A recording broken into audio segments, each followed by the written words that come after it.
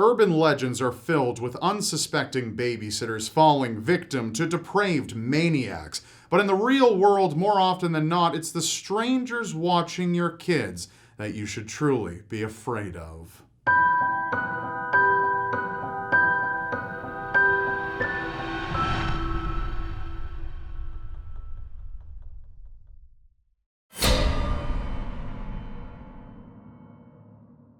A life primed for opportunity and success can so easily and quickly descend into chaos, sometimes with horrific outcomes, such as the case with 21-year-old David McGreevy, who was set to have a promising military career in England in the 1970s, following in his father's footsteps. However, he was discharged after he started a fire that destroyed one of the rooms at his Navy's base.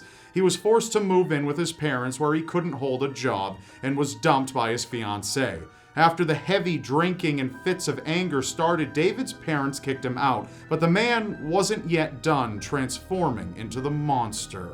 Luckily, Clive and Elsie Ralph, who were friends of David's, offered him shelter in their family home in Worcester, where they lived with their 2 children, Paul and Dawn. Elsie was pregnant with their 3rd child, Samantha, and gave birth not long after David moved in. Over the years, David managed to land a factory job and paid the Ralphs rent weekly and helped cook and watch after the children. Clive, Elsie, and several of the neighbors knew David to love the children as if they were his own, and he often acted as a second father figure to them when Clive was at work. But despite his love for the children, it seems David was never meant to be a parent. It was Friday the 13th in April of 1973 when David stumbled home irritated and drunk to watch the 3 Ralph children for the night. But not long into his babysitting shift, 8-month-old Samantha began crying, and no matter what David did, she just wouldn't stop. Unable to take the crying anymore, he silenced Samantha, who died of a fractured skull. Then Dawn and Paul, visibly upset by their sister's silence, became David's next targets. He slit Dawn's throat with a knife and strangled Paul to death before mutilating their bodies with a pickaxe. Then, for unknown reasons, he took the bodies outside and impaled them on a neighbor's wrought iron fence before fleeing the property. David was later arrested that night and at first denied ties to the crime, but eventually confessed. He pled guilty to all 3 murders on June 28, 1973. After being denied parole 9 times, David was rescheduled to be released into an open prison in 2013, but Elsie believed that he should at least remain behind bars for putting her through 40 years of hell. From what is known, he remains in prison where he is able to cook his own meals and frequents the library.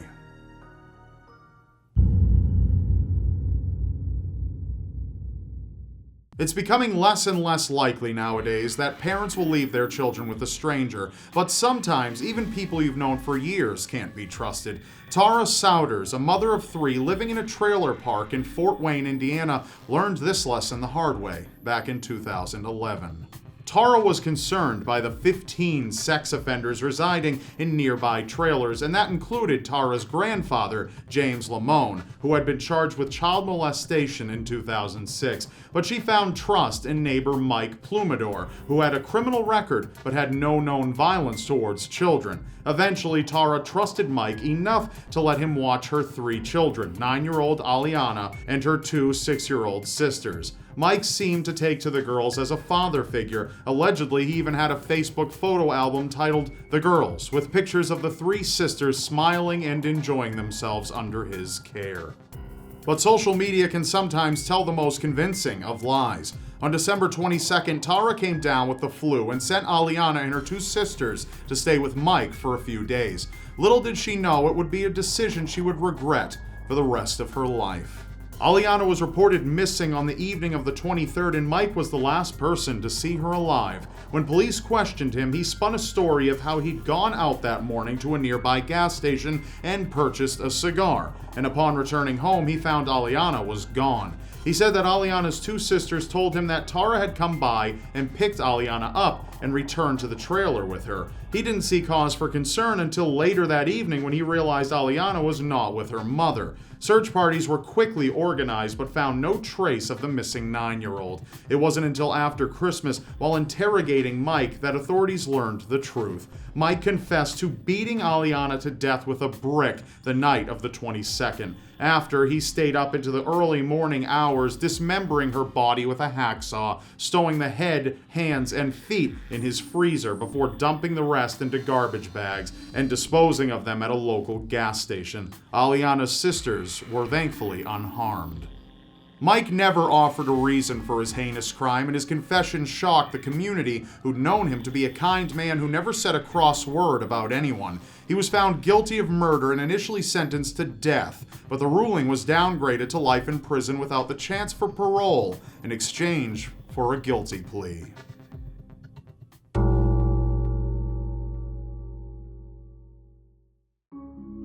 When Marina Krim hired 50-year-old Jocelyn Ortega, a kind and seemingly well-qualified nanny, to watch over her 3 children, there was no way she could have known it would all end in violence and bloodshed. Jocelyn Ortega, who was originally from the Dominican Republic, worked for the Krim family for 2 years without incident. The 3 children, 6-year-old Lucia, 3-year-old Nessie, and 2-year-old Leo, all seemed to adore Jocelyn when she was around, and the Krims were pleased with the nanny's work. But in October 2012, things seemed to shift, and an underlying tension between the family and Jocelyn took shape.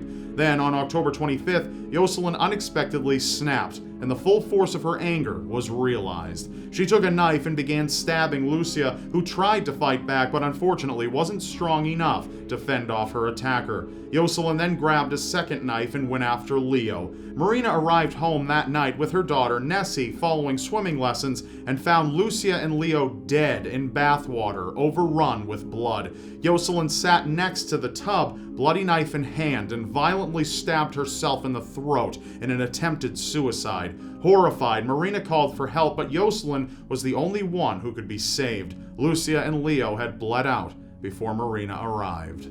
When Jocelyn was able to speak again, she told officers that her schedule with the Krims had shifted and they'd asked her to clean the house on the 25th, causing her to miss an appointment with her psychiatrist. But the Krims claim they asked Jocelyn to clean in order to help ease her recent financial stress, and that she'd never voiced any kind of dissatisfaction with the request. Jocelyn was visibly upset when viewing the crime scene photos and claimed to have no memory of the attacks. Despite this, she was found fit to stand trial and recently rejected a 30-year prison sentence in exchange for pleading guilty.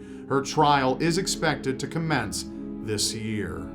Despite their tragic loss, the Krims continue to move forward with their lives. They've since had 2 more sons and have set up the Lulu and Leo Fund in memory of their children. The charity aids childhood educational programs.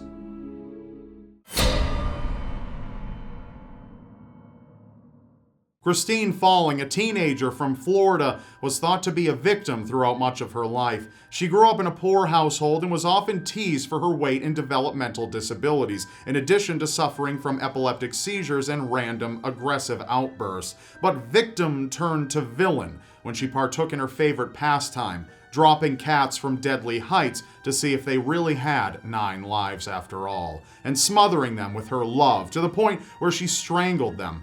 By the time she was 15, she'd been married and divorced to a man 10 years her senior, was a known hypochondriac, and had gained a reputation as a respected and trusted babysitter, despite all of her problems.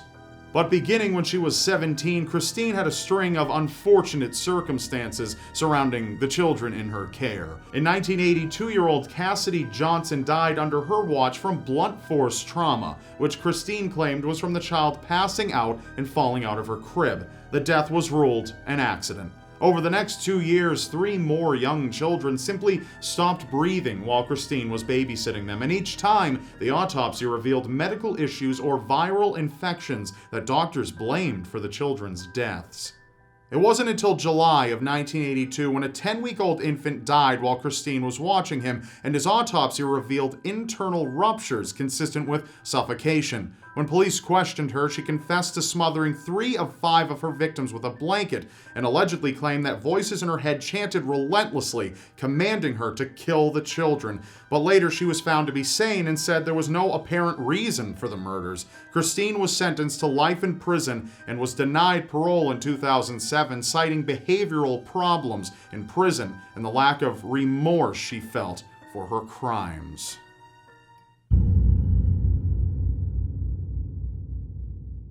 Neighbors who knew Elżbieta Plakowska, who immigrated from Poland in 2000, knew her as a church-going family woman. She loved her husband Artur and was known to be extremely, almost unnaturally fond of her 2 sons, especially her youngest, Justin, who was only 7 years old. But what neighbors couldn't see was the anger Elżbieta kept hidden beneath the surface, that is, until it boiled to the surface. Then they couldn't ignore it.